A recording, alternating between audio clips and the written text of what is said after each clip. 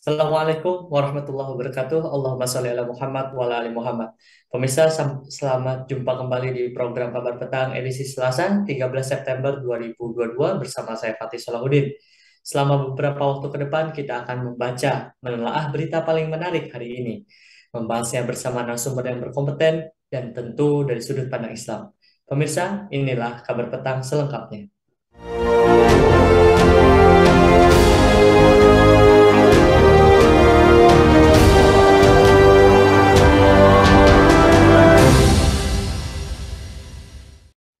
Presiden Partai Buruh Said Iqbal mengatakan kenaikan BBM atau bahan bakar minyak akan menurunkan daya beli masyarakat.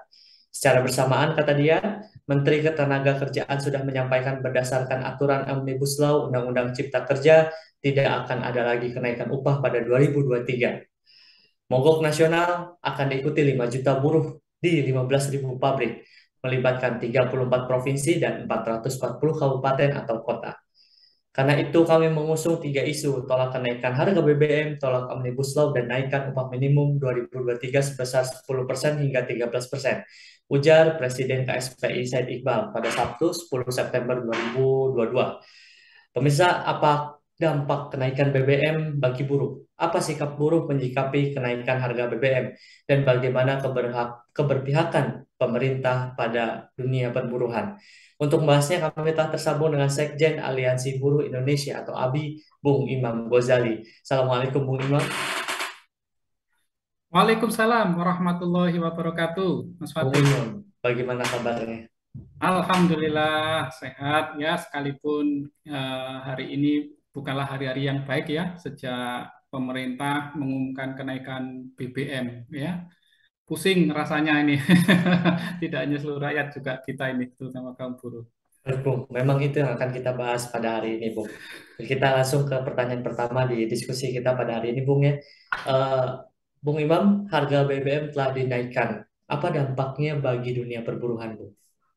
Ya, buruh sebagaimana juga masyarakat lainnya tentu saja sangat terdampak ya, Mas Fatih ya. Eh, Terutama dari sisi ekonomi ya.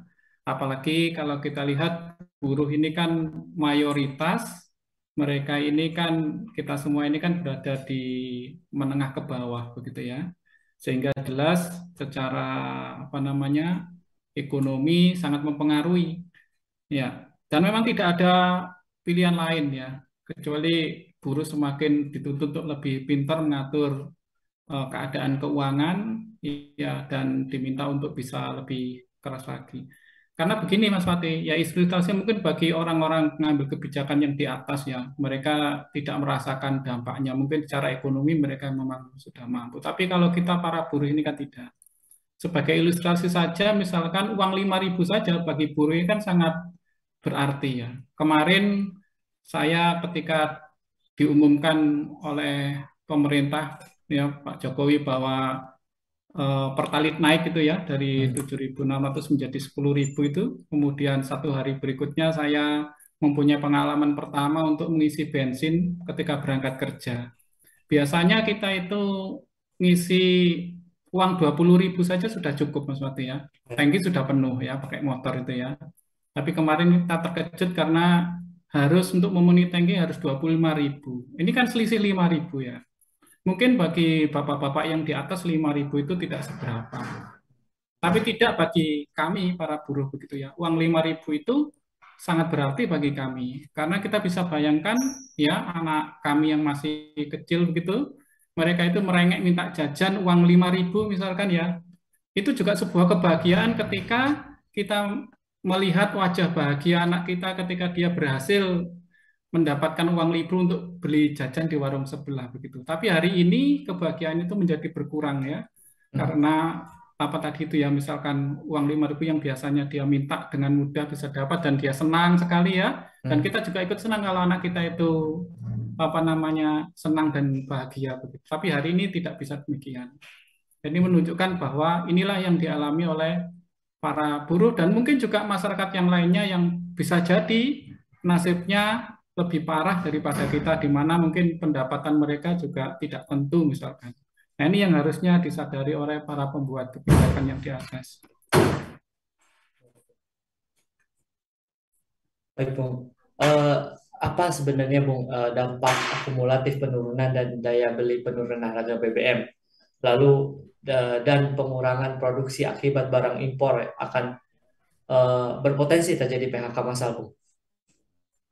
Iya, begini Mas Fatih ya. Hmm. Memang pada akhirnya kenaikan BBM ini kan mau tidak mau suka tidak suka pasti memicu inflasi, itu pasti. Ya, itu pasti dan tidak bisa sekalipun pemerintah gembor-gembor nanti kita akan menggunakan dana budget pemerintah daerah diminta untuk menggelontorkan dana untuk mengatasi dampak inflasi dan sebagainya, tapi kenyataan di lapangan inflasi pasti terjadi. Ya, yang kita rasakan ya sekarang ini kita beli barang itu sudah mulai naik ya, nggak usah yang jauh-jauh seperti misalkan beli mie ayam, beli apa itu ya dengan enaknya pedagang apa namanya mengatakan bahwa harganya sudah naik dan itu kita maklum ya karena ketika dia ngomong naik mas karena untuk apa namanya beli bahan-bahannya kulaan begitu ya BBM-nya juga naik dan harga di pasar juga naik. Sehingga kita itu kan ya bisa memaklumi naik ya. Meskipun kita sendiri juga, loh biasanya uang sekian cukup, kok sekarang jadi nggak cukup. Nah yang jadi masalah kemudian kalau pedagang bisa menaikkan harga, artinya terjadi keseimbangan. Nah kalau kita buruh, kan, ya, masa kemudian tiba-tiba kita setelah kenaikan BBM itu kita ngadep ke atasan kita, Pak, maaf Pak, upah saya bulan ini harus naik Pak, menyesuaikan BBM. Kan tidak bisa ya. Sehingga pada akhirnya dampak inflasi itu sangat terasa di buruh karena pendapatannya tetap, sementara harga-harga di sekitar menjadi semakin naik. Begitu juga dengan impor ya. Impor juga kayak gitu. Pemerintah dengan kebijakan liberalnya bisa mendatangkan para pengusaha bisa mendatangkan barang-barang impor. Tidak disadari bahwa ketika kemudian barang-barang impor itu masuk, maka bahan-bahan baku ataupun setengah jadi yang mungkin selama ini diproduksi di dalam negeri menjadi tidak laku. Dan itu pasti berpengaruh pada para buruh yang mereka terlibat di dalam produksi bahan setengah jadi maupun bahan baku tadi ya. Nah ini apalagi sehingga sekali lagi eh, kita ramalkan bahwa dan tapi ini kita semua berharap tidak terjadi ya. Di mana BBM naik itu pasti akan berpeluang juga terjadinya banyak PHK ya. Karena sebentar lagi pasti pengusaha juga akan tidak sanggup menahan beban biaya bahan yang naik ya, ongkos transportasi, logistik yang naik ya. Dan sementara mereka kalau ingin menjual barang dengan harga yang naik juga mereka harus berhitung dengan apakah customer tetap mau membeli ya kalau untuk perusahaan-perusahaan yang sudah punya karyawan banyak sehingga ya pada akhirnya nanti mereka melakukan apa namanya eh, cost down ya apa namanya menghemat termasuk memangkas biaya-biaya yang mereka anggap perlu untuk dipangkas dan biasanya yang dilirik dulu adalah biaya tenaga kerja. Nah disitulah kemudian nasib buruh nanti akan dipertaruhkan. Begitu Mas Fatih. Baik, Bung. Eh, sudah sering buruh ini turun menyampaikan aspirasi, Bung. Termasuk kenaikan BBM ini juga akan turun dengan jumlah yang sangat banyak dari informasinya, Bung. Nah, bagaimana sebenarnya Bung Imam melihat respon pemerintah terhadap aspirasi buruh? Dan apakah bisa dilihat bahwa pemerintah mampu menjawab kesulitan-kesulitan yang dialami oleh kaum buruh saat ini, Bung? Ah, kenaikan BBM ini bukan yang pertama ya. Yang kita semua di teman-teman di buruh ini kita merasakan di mana Undang-Undang Cipta Tenaga Kerja Omnibus Law itu adalah suatu peristiwa yang mengerikan bagi kita para buruh. Dan waktu itu kita juga berteriak nyaring dan mungkin buruh yang paling nyaring ya. Padahal sebenarnya Undang-Undang Omnibus Law itu tidak hanya mengatur tentang ketenaga kerjaan. Itu kan sebenarnya lebih banyak namanya Undang-Undang Investasi. Bagaimana para investor itu dengan mudah untuk berusaha kan gitu ya. Termasuk nanti yang kena adalah buruh. Samping juga nanti ada masalah agraria dan sebagainya gitu ya. Kita sudah teriak, bahkan kemudian mengajukan ke MK dan sebagainya. Dan kenyataannya kan sampai dengan saat ini yang undang-undang itu apa namanya tetap berlaku, digugat pun kemudian dikeluarkan undang-undang baru lagi, undang-undang pedoman untuk pembuatan undang-undang itu, dan akhirnya undang-undang itu tetap berlaku. Dan sekarang BBM juga demikian, kita berteriak, tapi responnya pemerintah kan begitu, tetap saja, sehingga kita bisa menyimpulkan memang pemerintah itu kemungkinan budek ya saat ini ya. Jadi tuli, jadi udah teriak, buruh udah teriak, bahkan tidak hanya buruh, sekarang itu mahasiswa semuanya teriak, tetapi tidak didengarkan. Ini menandakan bahwa pemerintah sekarang itu perlu perlu diperiksa ya pendengarannya. Dan yang memeriksa ini tidak cukup orang biasa ya, harus orang-orang, kalau perlu tidak cukup satu orang, mungkin digerutuk bareng-bareng begitu ya, supaya telinganya kembali normal. Memang betul Mas Fatih, kemarin tuh pemerintah mengeluarkan bantuan langsung tunai ya untuk para buruh ya, sebesar kalau tidak salah sebesar 600.000 untuk upah di bawah 3,5 juta ya. Tapi kita semua tahu ya bahwa uang 600.000 itu yang pertama pasti tidak cukup untuk membackup inflasi yang ada. Kemudian yang kedua, apa ada jaminan 600.000 itu diberikan seterusnya? Ya, seterusnya itu dalam artian ketika BBM tetap 10 pertalite tetap 10.000, terus selama itu juga berlaku 600.000.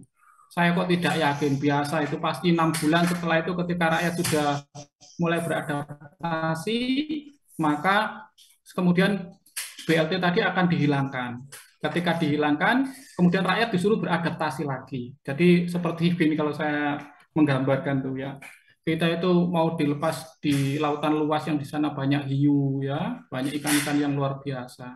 Nah, sebelum dilepas, kita disuruh beradaptasi. Ya, dikasih ditaruh di mana dulu sampai kemudian dilepas di lautan itu tanpa proteksi lagi. Ya. Nah, jadi 600.000 untuk sementara, ketika kemudian kita dilepas di lautan yang luas yang di sana banyak predator yang berbahaya dan tidak mungkin kita melawannya, ya kita hanya berharap pada Tuhan saja, berada pada Allah Subhanahu wa taala saja bahwa bagaimana saat kita. Karena sudah tidak ada lagi yang bisa diharapkan karena penguasanya atau pemerintah yang harusnya protektif tadi kan ternyata juga tidak demikian. Nah, ini yang harus kita sadari ya, buruh sekarang hanya berharap pada Allah semata saja. Ya, sudah wong pemerintahnya kita rasakan sekarang mungkin budek ya, mungkin tuli begitu ya, sejak Omnibus Law sekarang ada BBM lagi. Ya, ya itu yang mungkin apa namanya mungkin yang harus disadari oleh kita semua, Mas Fatih. Baik, Bung Imam, Jokowi menyebutkan bahwa kenaikan harga BBM ini seolah-olah pilihan terakhir. Kalau dilihat dari eh, harga minyak dunia, Bung. Sebenarnya tepatkah keputusan itu dan alasannya itu diterima tidak oleh para buruh terkait menaikkan harga BBM ini? Iya, jadi begini ya, kita ini kan buruh ya. Kalau kadang-kadang kita itu ketawa ya ketika pemerintah naikkan. Kalau solusinya hanya naikkan harga, ya kita semua bisa gitu. Jadi kita tertawa itu. Kalau apa-apa kemudian harus dinaikkan, apa-apa harus dinaikkan, ya semua orang bisa. Ya. Contohnya dalam konteks misalkan kita ini para buruh ya, Mas Fatih ya. Lah kalau kemudian umpama ya, ketika kemudian kita ada masalah ya sebagai buruh misalkan di perusahaan kita itu misalkan ada masalah. Terus kemudian kita ngusulkan ke manajemen ya, Pak, gimana nih kok sekarang ada masalah barang kita tidak laku, keuntungan kita kecil. Ya gampang Pak, naikkan saja harga jualnya begitu ya. Misalkan begitu. Lah itu kan pasti diketawain ya. Kalau hanya seperti itu ya gampang kalau naikkan harga. Cuma masalahnya ketika dinaikkan harga bisa jualan apa enggak, masih laku apa enggak.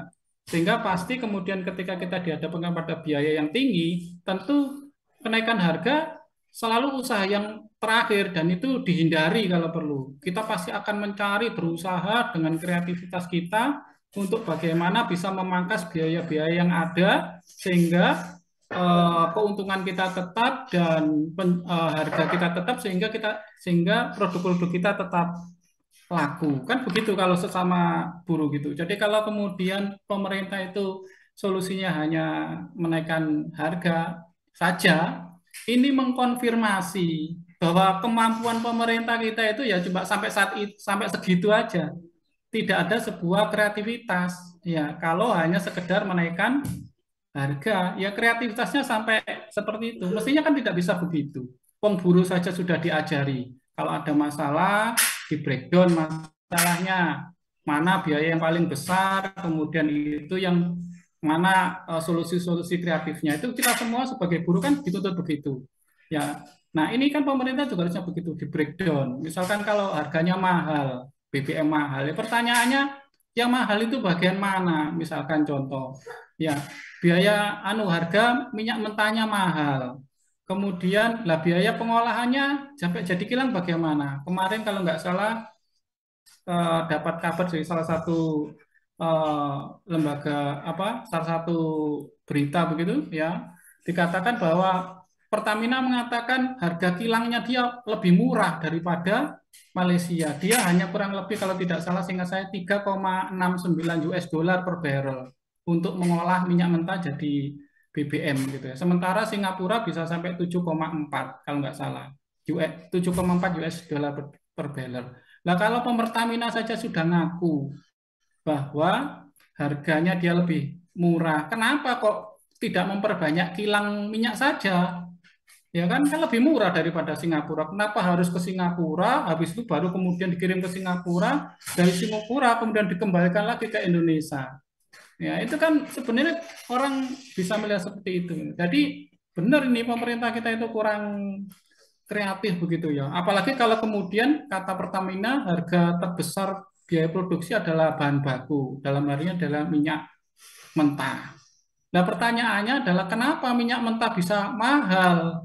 Katanya Pertamina hanya menguasai 60% minyak mentah, 40%-nya impor.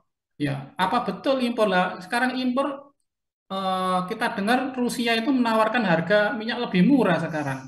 Kenapa kok pemerintah tidak langsung aja ketika kemarin presiden datang ke Rusia sama ke mana Ukraina, kok yang diomongin perdamaian? Kok nggak minta saja sekalian minyaknya jual ke Indonesia? Harganya kan lebih murah kalau memang begitu. Belum lagi kemudian mekanisme penentuan harga minyak mentah. Kan lucu, minyak itu kan ada di Indonesia, gratis lagi ngambilnya. Kemudian kita tahu perusahaan yang menambang bukan hanya Indonesia, tapi juga banyak, bahkan lebih banyak perusahaan asing. Ya, nah kenapa tidak ditentukan mekanisme saja untuk penetapan harganya? Kalau diserahkan full kepada asing, ya pasti perusahaan swasta asing mencari untung sebanyak-banyaknya. Di sini kan kembali lagi pada masalah policy atau kebijakan. Nah, oleh karena itu, ayolah jujurlah kalau menurut saya itu pemerintah ya, mari jujur ya sebenarnya apa sih yang sebenarnya terjadi? Kenapa BBM naik, subsidinya dicabut sementara orang melihat juga subsidi untuk infrastruktur masih jalan. Ibu kota negara yang baru itu pemerintah rakyat itu nggak butuh sebenarnya, tapi kenapa kok tetap jalan? Apa tidak bisa ditunda misalkan kan gitu ya? Nah ini satu lagi nih terakhir, Mas Fatih. Kadang-kadang kita guyon ya sama teman-teman. Presiden itu lah ya buruh sih. Lo kok tahu? Iya, presiden itu yang gaji kan rakyat. Berarti kan sebenarnya presiden itu buruhnya rakyat. Lo sesama buruh kok saling mencelakai. Ini kan kadang-kadang guyonannya orang-orang begitu. Sesama buruh kok saling mencelakai. Apa tidak tahu bahwa itu adalah buruh kemudian. Teman-teman ada yang selorok. Ya, yang masih belum pinter itu ya bosnya. Siapa bosnya presiden? Ya rakyat.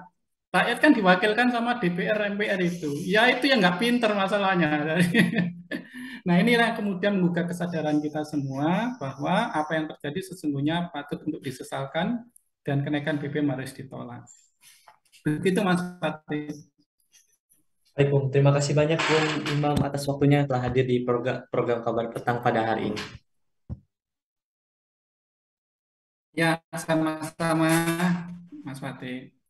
Kabar Petang, semoga Anda mendapatkan hal yang sama setiap hari. Jangan lupa untuk subscribe, like, dan share channel ini. Akhirnya, saya Fatih Salahuddin bersama kru yang bertugas mohon undur diri. Wassalamualaikum warahmatullahi wabarakatuh.